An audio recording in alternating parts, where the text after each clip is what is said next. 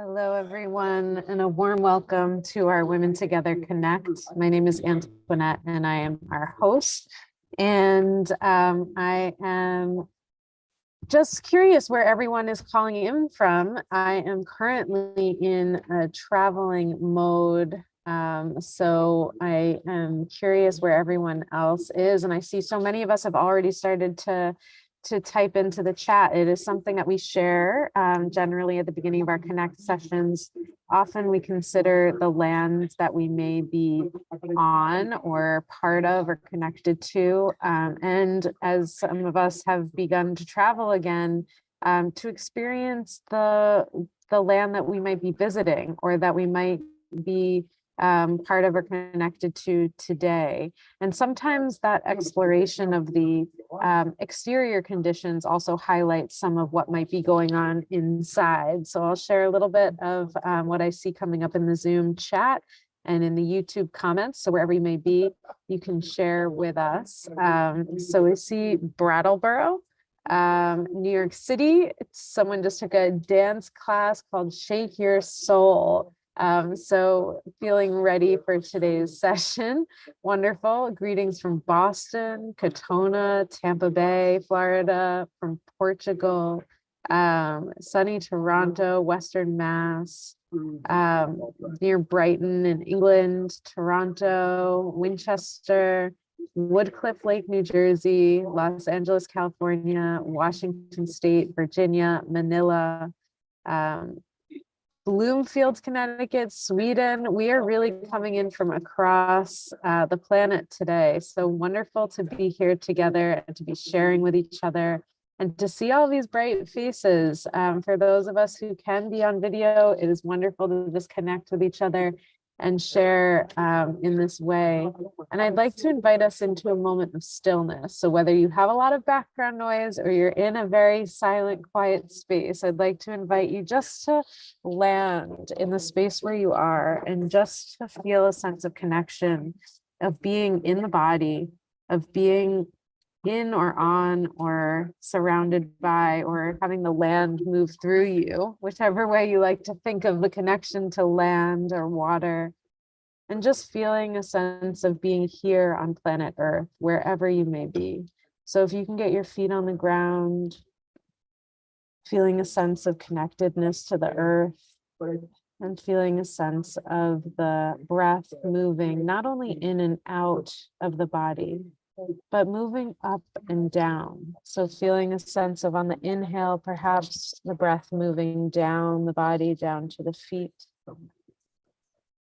And then feeling the breath moving up the body, up to the crown of the head, and maybe even through the top of the crown of the head, feeling both a sense of rooted connection and also a sense of the expansiveness of the sky above us. And I'll invite you to just stay together in this moment of stillness, just feeling the breath and perhaps focusing on the earth and then the sky, the earth and then the sky.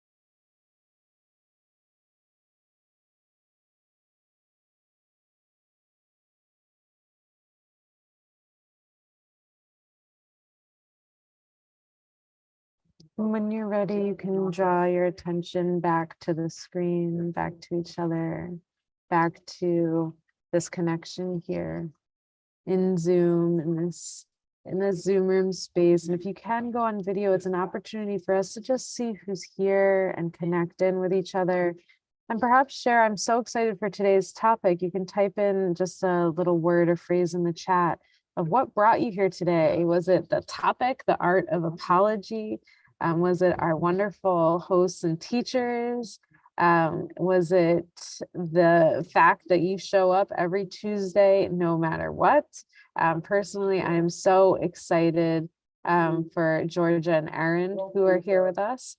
But whatever may have brought you here, you can just type in the chat. I'll read a few out and then I will just introduce our guest teachers today and turn it over to them for our practice. And I love this. Maybe this is enough to get us started. Suzanne shared, I surfed in on a wave. And I think many of us may have been coming in on some wave or the other. So it's a great way to get us started. I see curiosity and community, that this is the weekly injection of inspiration, a weekly treat to ourselves. Wonderful. The dose of togetherness. Great. So I'll let more of those continue coming in, but also just introduce our wonderful guests today who are here from Frailty Myths. And Frailty Myths is a different kind of DEI organization that uses data and the power of practice to transform workplace and community culture and advance justice. Georgia Faye Hirsty and Erinn Carter are two of Frailty Myth's founders. Georgia has a long history of building principled, highly skilled teams to perform in high-stress environments. She worked with Greenpeace International for many years, training teams in direct action, leadership, DEI, and developing innovative, impactful curriculum. Georgia has an MBA with an emphasis in sustainability from the Yale School of Management. Erinn also has an impressive background, data analysis, teaching, and applying theoretical frameworks like race theory to real life. And she completed her graduate work at UCLA and spent many years organizing on labor issues, specifically working with Unite Here as their boycott coordinator. So we are so glad to have you both here with us and to be sharing your wonderful work. I know that Dorian Baroni connected us, and it was just absolutely wonderful to hear about your work at Frailty Myths and the work that you both have been doing, and to welcome you into this Women Together community and share your work, but really the practice. And I think that we can practice together and be and share together in this work and community. So thank you so much for being here, and I turn it over to you. Wonderful. Thank you so much for the introduction. And it's wonderful to be here. We were really excited to join because, as Antoinette said, our entire ethos is really around practice, how we practice being together, how we practice building a better world. So excited to share in that kind of like-mindedness with this community. So we're going to talk about apologizing. We're going to talk about what it is, what it isn't, why it's important, how to do it better. And then we're going to practice doing that. So we have a kind of system that we use. We want to start out with thinking about what apologies are not. And so we wondered if people might, if we could have a few folks come off mute or drop in the chat what an apology is not, or an example of a non-apology.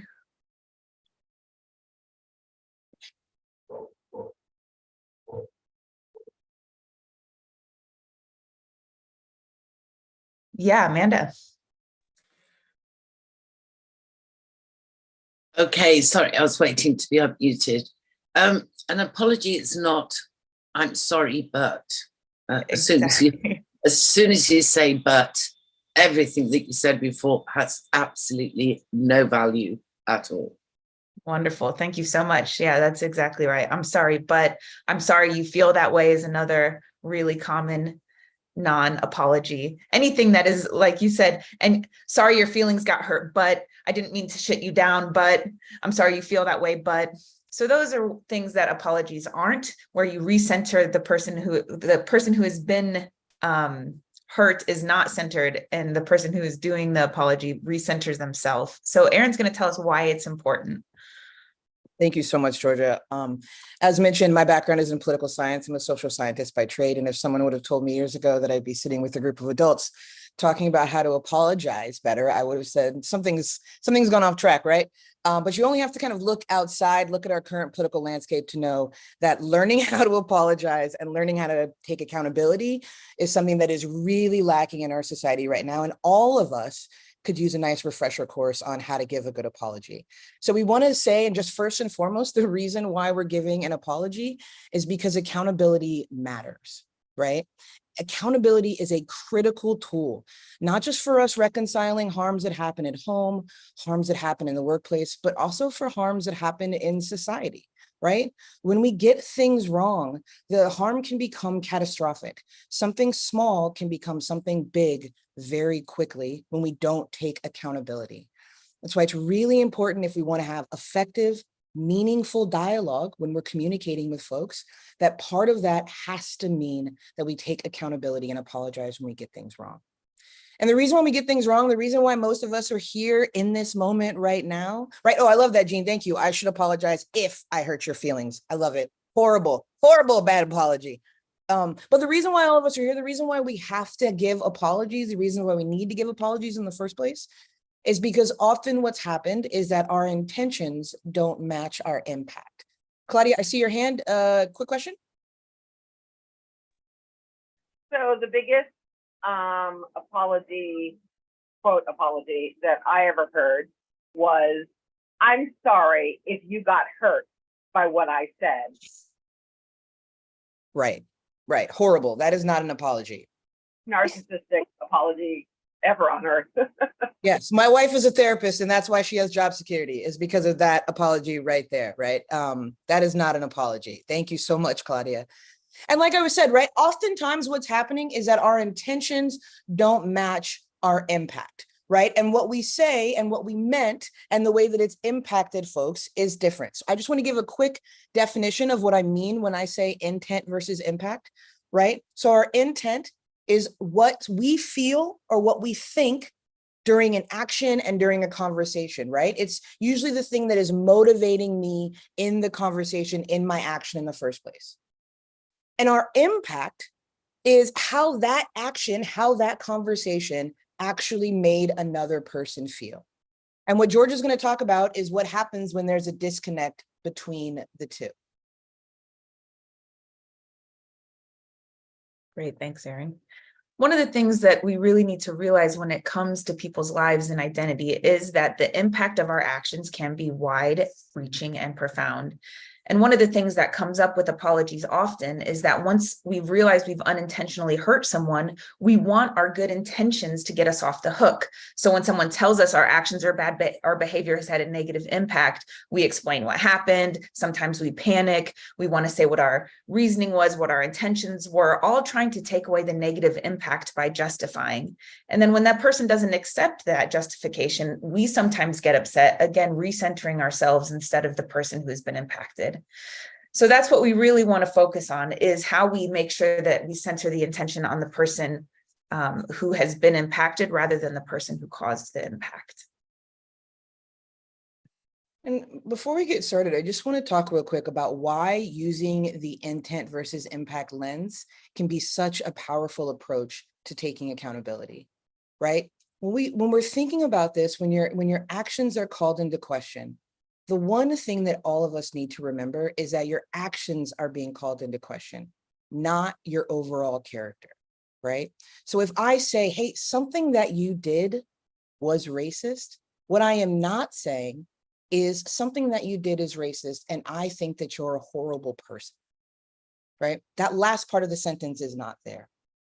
And so when we can realize and think about the fact that our intentions hurt someone, but it doesn't erase the fact that our intentions were to do good, but it doesn't erase the fact that our impact was different, right?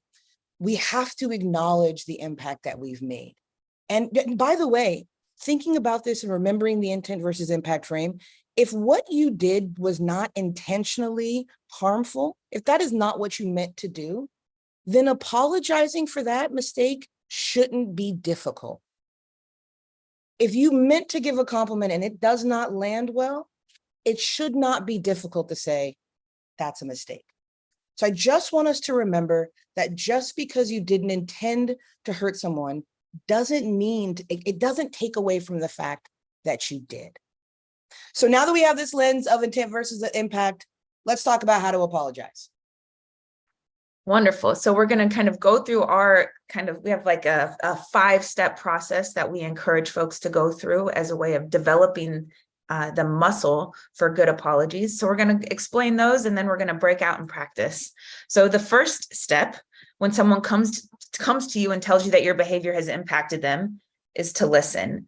And there's a lot of different ways to listen. What we're specifically talking about is listening with the goal of understanding where that person is coming from, not with the goal of defending yourself. So a lot of people think that they're listening, but they're really just waiting for their chance to talk. And that's not what we're doing. We're listening with the goal of understanding.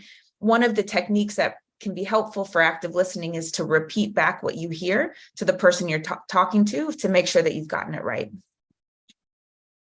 Number 2, apologizing without caveats. Check this out, y'all. I'm sorry.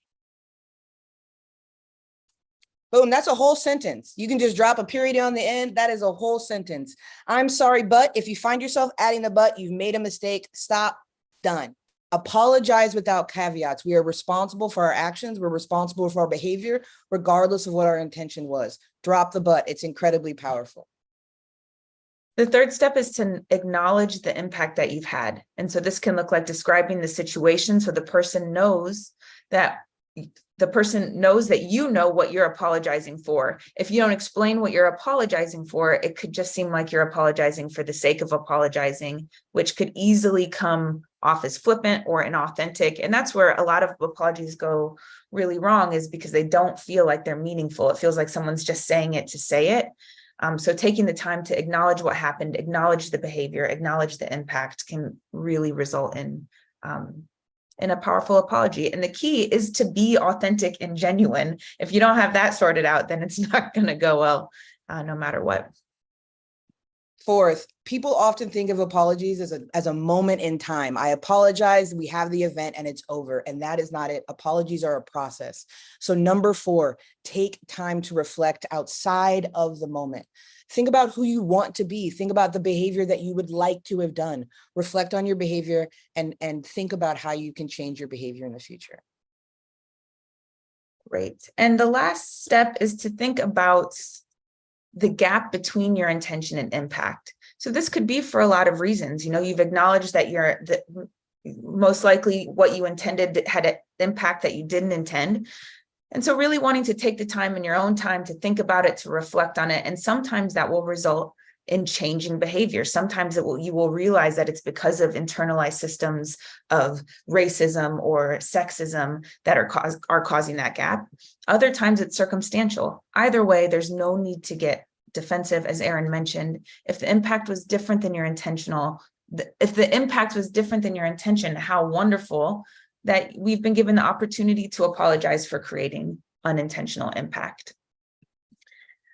Before we get into the practice, a couple last things, which is sometimes in apologies, you might have the opportunity to explain your intent. The person you're apologizing to might ask for that. And in other times, they might not want to hear it. It might be that the harm has been too great. And so it's important to make space for that.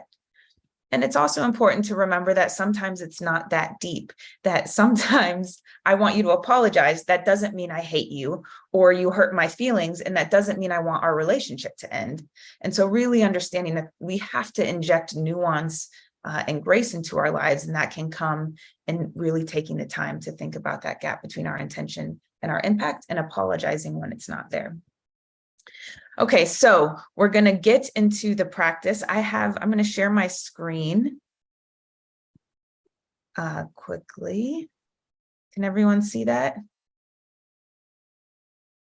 Thumbs up or emojis if you can see the screen, okay? Great. So these are the 5 steps that we just talked about.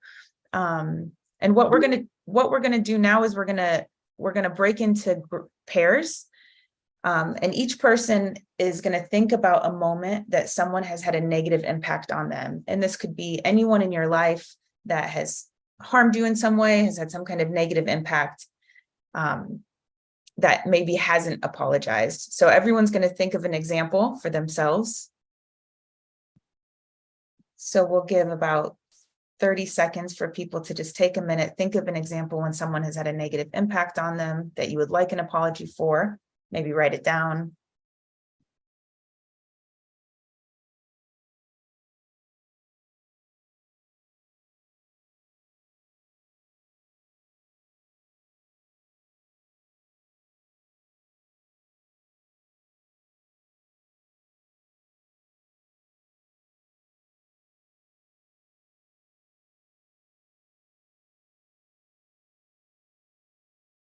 And so then we're going to take this example and we're going to go into our pairs and we'll alternate. So the first person will say what the harm has been.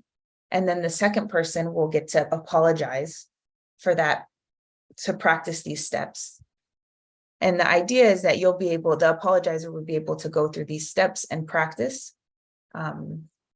for a thing that they didn't do. And then you'll switch roles. Does that make sense? Twinkle, snap, yeah, do people? So we can demonstrate. So Erinn and I will demonstrate. Let me come out of this screen share for a moment. Amazing. Cool. So if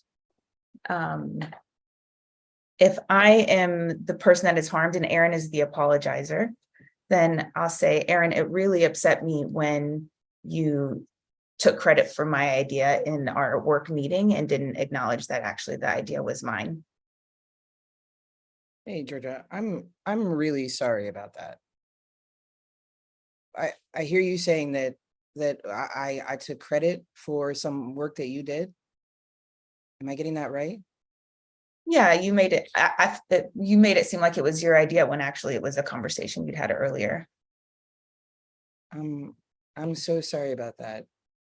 I'm really sorry that I hurt you. That wasn't my intention at all.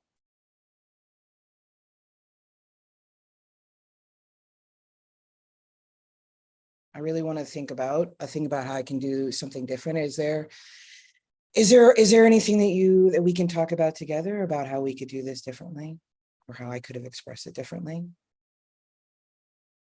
Yeah, I think that if in the meeting you had said that, you know, the idea came out of a conversation we had, that would have made me feel a lot better.